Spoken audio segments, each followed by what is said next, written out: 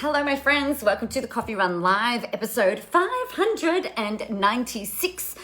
Ooh, we're really staring down the barrel of that 600 episode celebration. I hope you're all doing really, really well and really, really fabulous. Oh, good. And I've just seen the notification to say that we're live, which means that we're not going to have a repeat of what happened last time, which were, or not last time, but last week, where my whole entire live didn't even happen. So yes, we are winning. How good is that?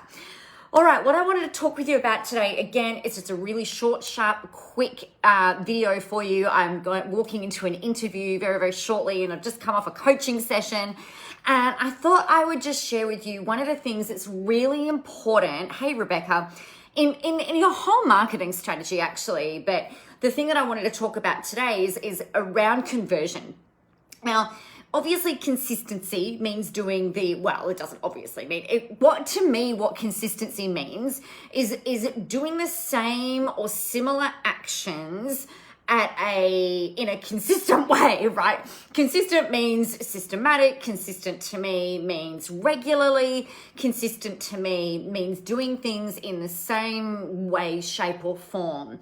Now, where this becomes important in your marketing is that if you are not consistent, then people don't see you regularly. They don't know how to find you. You end up becoming invisible to them, right? So we've got to be consistently visible. And that is one part of our marketing strategy. So being on message, being on topic, talking about what the problems are that people are facing, and then providing solutions to that, knowing what people's goals are in your audience so that you can help them achieve those goals.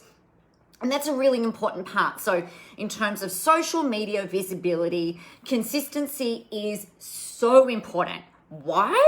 Because humans are wired to look for consistency, right? Humans are wired and also to unconsciously look for inconsistencies.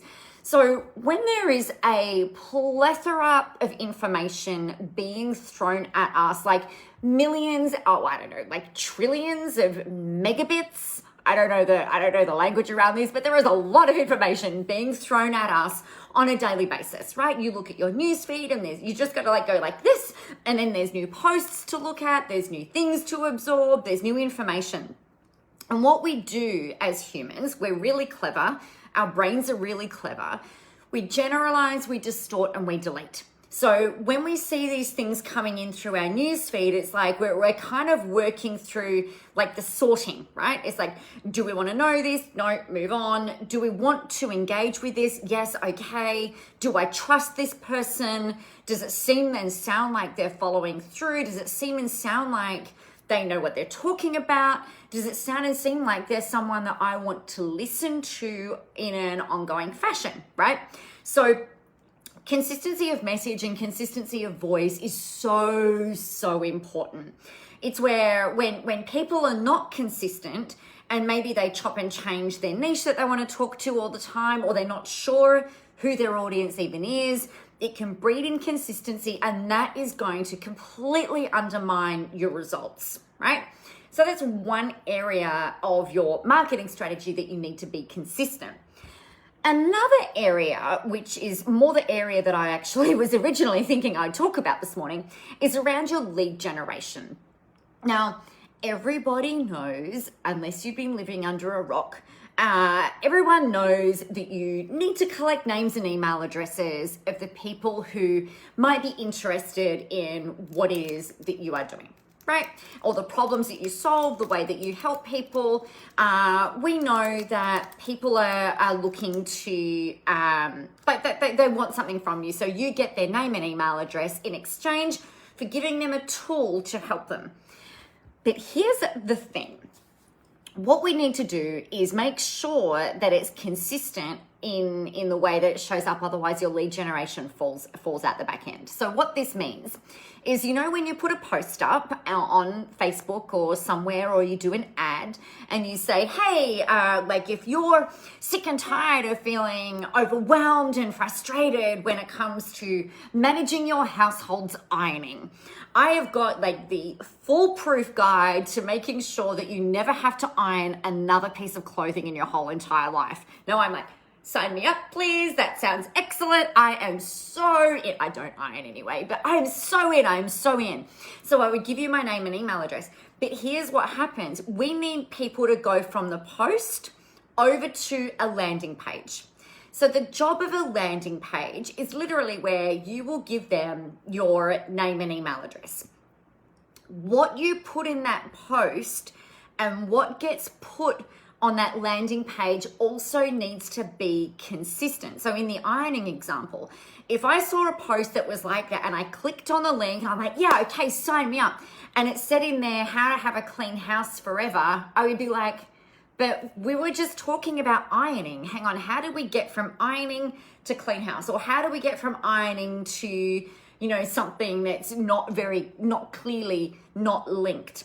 So one of the big things that people do is they overcomplicate the information capture page. They put too much information on there, or it doesn't match what you've sold on that front end. So you've got to make sure that the thing that you put in your post, in this case, frustrated and tired about the overflowing washing basket that is always full of ironing that never seems to be gotten to the bottom of, then here's the 3-step foolproof guide to never having to iron another day in your whole entire life. Then on the landing page, you would want to say something like, eradicate ironing forever. Never do another day of ironing in your life, right? So the headline and the message needs to be consistent across the board.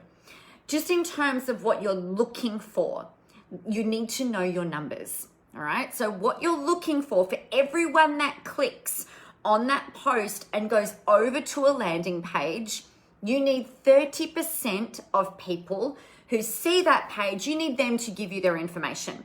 If you are not converting 30% of people into your email list or giving them that free guide, then you know that there is something going on and something is probably not consistent between the post that you've put up or the ad and then the landing page. So usually, or the offer is just not very good, but typically what happens is it's more about the consistency of the message of the post to the message on the landing page and making sure that those two things match and are consistent in message. And then you're looking for a 30% conversion rate.